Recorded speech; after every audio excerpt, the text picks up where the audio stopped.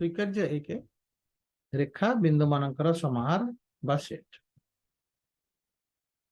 स्वीकार्य दुई दुईटी पृथक बिंदु दे गोटे केवल मात्र गोटे सरलरेखा बती ए एक बिंदु बी एक बिंदु ये दुईटी बिंदु दे केवल मात्र यही सरलरेखाटी संभव अन्यथा नुह।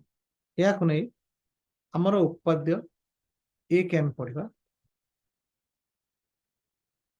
दुईटी पृथक सरलरेखार एकाधिक छेदबिंदु रहिबा असंभव।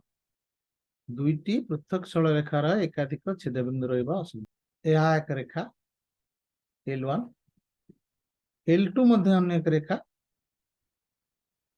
ये दुईटी जाक परस्पर भिन्न रेखा।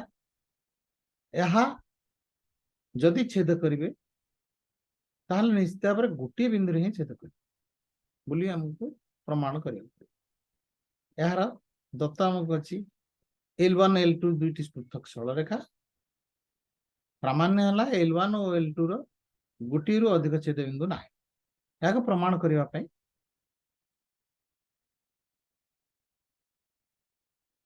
मनकर L1 और L2 रो अति कम रे दुईटी छेद बिंदु अच्छी। जदि L1 और L2 रो दुईटी छेद बिंदु अच्छी या कहते असंभव आनयन सूत्र जहाँ दि जाको नवा ना ताठू एक्सट्रा जिनस आमको कह पड़ो एवं मिछ प्रमाण करने पड़े। स्वीकार्य दुई कहला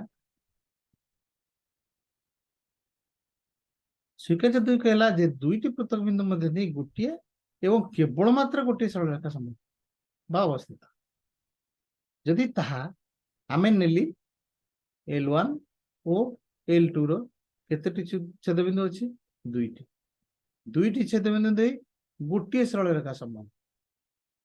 तेणु आमे नैथिबा तथ्य L1 और L2 रो अतिक्रम दुईटी छेदबिंदु अछि ताहा भूल। दुईटी बिंदु मध्य दे गोटे एवं केवल मात्र गोटे सरलरेखा संभव दुईटी नुह किंतु दिया जाय अछि हमको L1 और L2 दुईटी। तेणु से माने परस्पर को गोटी बिंदु ही छेद कर। यह उपाद्य एक